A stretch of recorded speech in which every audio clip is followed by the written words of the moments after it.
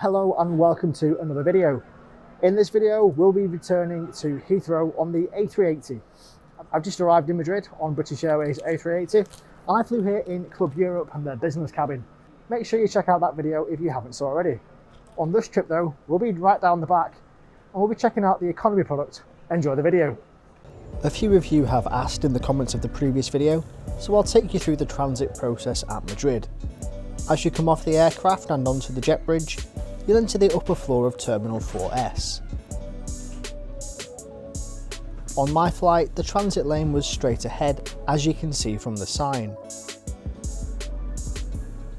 It's a short walk into the terminal, before a left turn, and then into a security search area. Things to note, this being a transit lane, it wasn't necessary to remove liquids or consume the contents of my water bottle before I went through. It took no more than a few minutes to pass through, and then a quick squirt of hand sanitizer and we're into the departure area. I won't spend too much time on the terminal in this particular video, so let's whisk through duty free and find out which gate to head to. That's 25. We're in group 6 for boarding today. They appear to be starting now. Whilst we're in the queue to board, I'll mention that at first I was unable to check in online for this flight. Only once I'd uploaded my passenger locator form and proof of vaccine status to the Verify app was I then able to go back to BA and check in. If I hadn't have done this, I'd have been unable to use the transfer facility in this terminal, and I would have needed to officially enter Spain, pass through passport control, etc. and then come back, which I think would have probably taken around 30 to 40 minutes gate to gate on a good day. Hiya.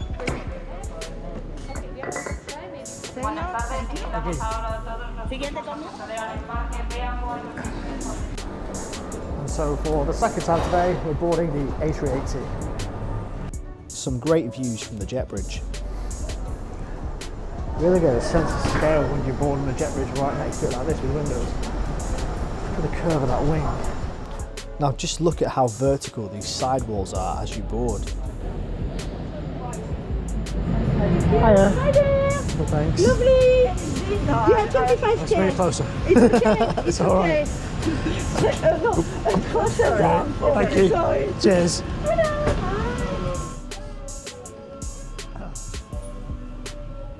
Through the business class cabin, where I've just spent the past 2 hours, and down into the forward economy cabin.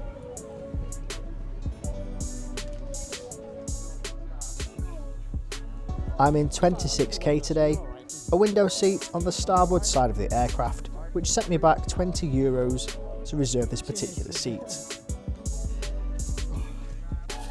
Okay, so that's us on board. Standard BA long haul seat, got the adjustable headrest, goes up and down like this. It doesn't have any foldable ears, which I always find a little bit funny, but it does have ears that are sort of pre-bent in a little net. There's a bit of give in that, so you can sort of roll into it in and out, which is quite nice.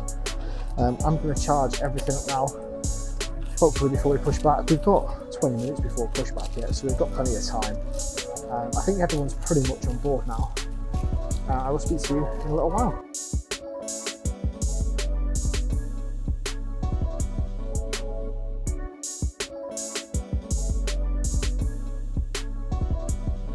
Cabin closes for takeoff.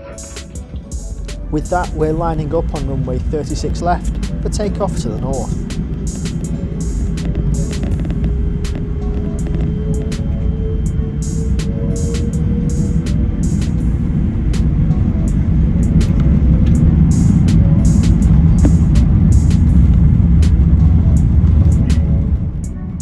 As we get airborne, just look at the wingtip rise up as the wing takes the full weight of the aircraft.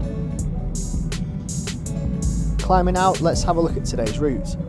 Flying north out of Madrid, we'll head to the coast and then cross the Bay of Biscay.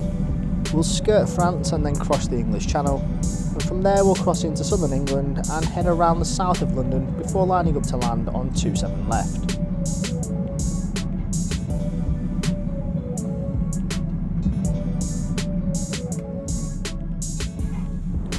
So one of the things we got as we boarded was this bag and a Dettol wipe. Hands clean, and the crew are dishing up the complimentary snacks. Thank you.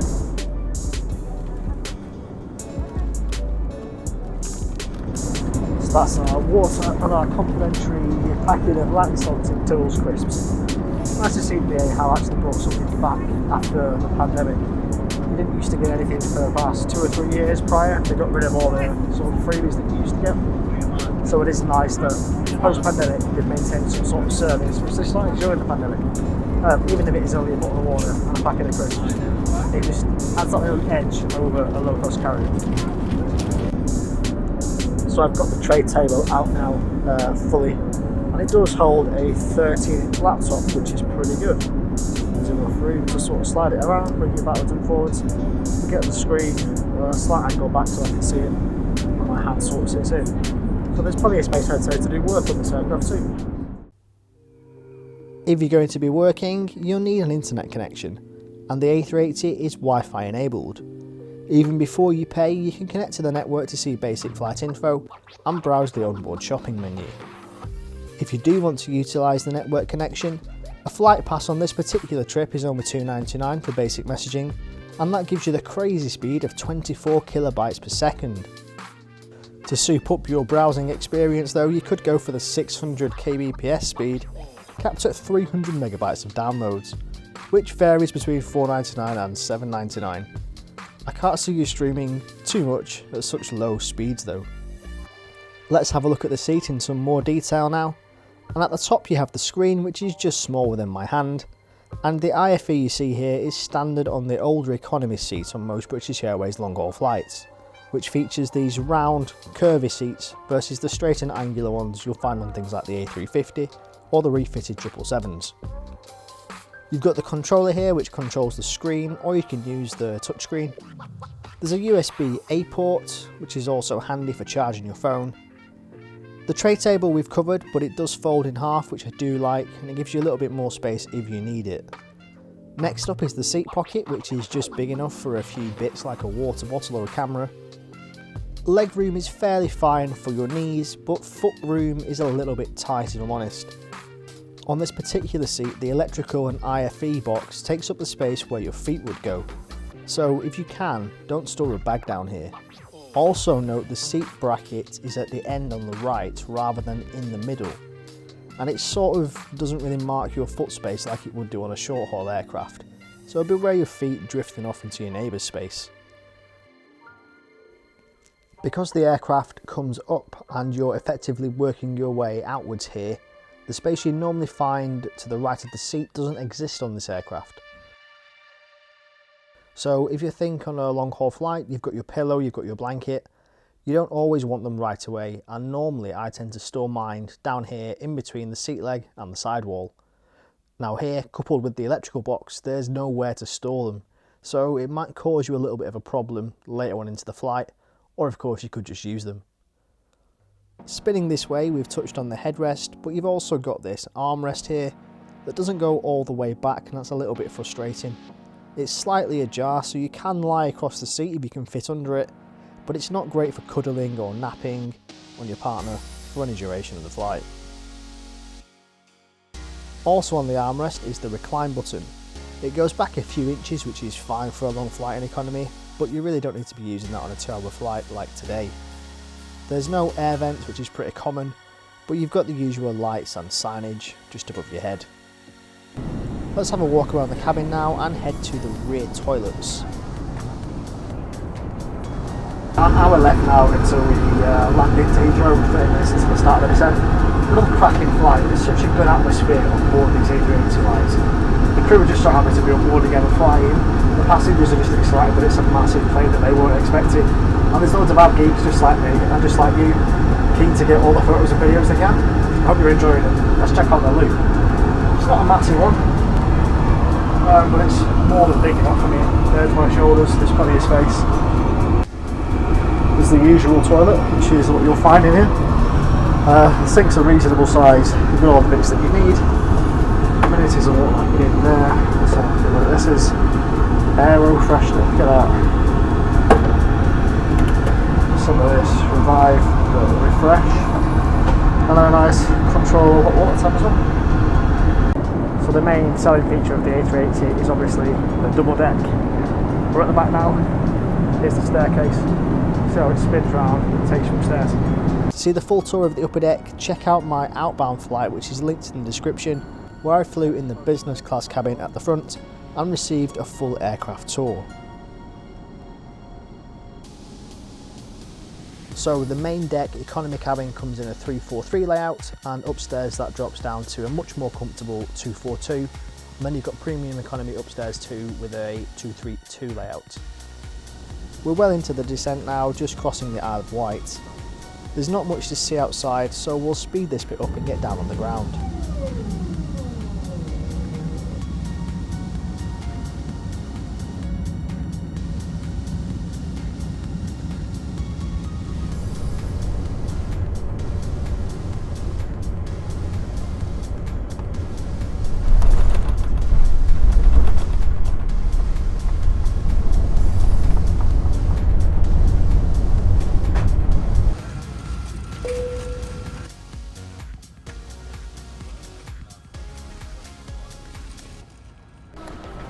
There you go, that's there and back on the A380 of BA. We've done Club Europe in the Club World cabin, and we've done economy in the World Traveller cabin. I hope you really enjoyed these two videos. I've had a cracking time filming them, but I am ready for bed now.